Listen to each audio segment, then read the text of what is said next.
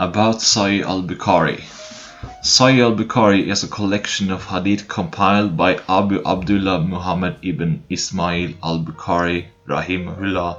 His collection is recognized by the overwhelming majority of the Muslim world to be one of the most authentic collections of the Sunnah of the Prophet. It contains roughly 7,563 hadith with repetitions in 98 books. The translation provided here is by Dr. M. Mushin Khan. Author bio. Imam al-Bukhari rahimahullah is known as the Amir al-Mu'minin in hadith. His genealogy is as follows: Abu Abdullah Muhammad ibn Ismail ibn Ibrahim ibn al-Mughira ibn Bardisbah al-Bukhari. His father Ismail was a well-known and famous muhaddith in his time and had been blessed with the chance of being in the company of Imam Malik, Hamad ibn Sa'id, and also Abdullah ibn Mubarak, rahimahullah. Imam al-Bukhari, rahimahullah, was born on the day of Jumu'ah, Friday, the 13th of Shawwal, 194 HA. His father passed away in his childhood at the age of 16 after having memorized the compiled books of Imam Waqli and Abdullah ibn Mubarak. He performed Hajj with his elder brother and mother. After the completion of Hajj, he remained in Mecca for a further 2 years and upon reaching the age of 18, headed for Medina, compiling the books Qadais, Sahaba wa al-Tabi'in and Tariq al-Kabir. Imam al-Bukhari also traveled to other key centers of Arabia in search of knowledge like Syria, Egypt, Kufa, Basra and Baghdad.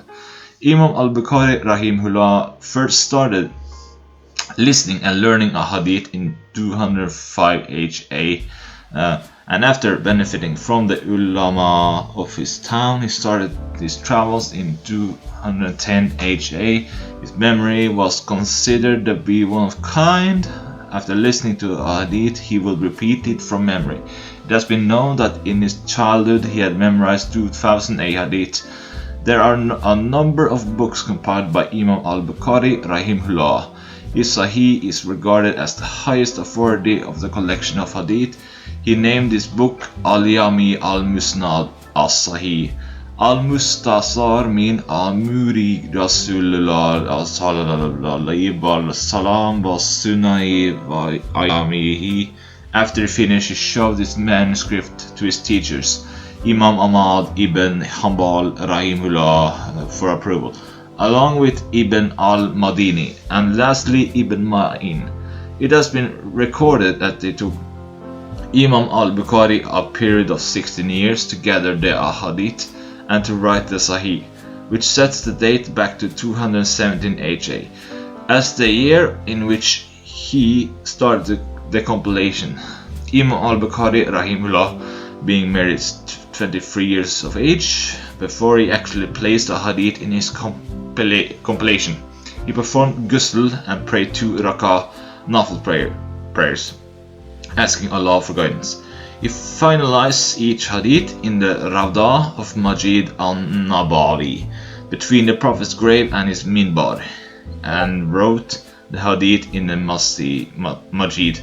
Only after being completely satisfied with the hadith did he give it a place in his collection. Methods of classification and annotation. Imam al-Bukhari rahimahullah imposed conditions which all narrators and testifiers in the hadith chain must have met before a hadith was included in his book. 1. All narrators in a chain must be just adal. 2. All narrators in a chain must possess strong memory, and all the muhaddithin who possess great knowledge of hadith must agree upon the narrators' ability to learn and memorize, along with their reporting techniques. 3. The chain must be complete without any missing narrators. 4. It must be known that the consecutive narrators in the chain met each other. Okay. This is Imam al-Bukhari extra condition.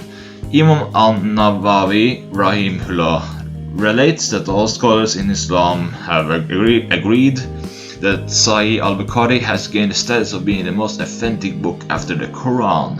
Sahih al Bukhari consists of 7,563 ahadith, including those ahadith which have been repeated. Without repetition, however, the total number of hadith is around 2,600. His students in the year 864 or 250 is settled in Nishapur. It was there that they met Muslim ibn al-Hajjah, who will be considered his student, and eventually collector and organizer of the Hadith collection, Sahih Muslim, which is considered the second only to that of al-Bukhari. His death and political problems led him to move to Kartank, a village near Samarkand, where he died in the year 256 HA or 870 AD.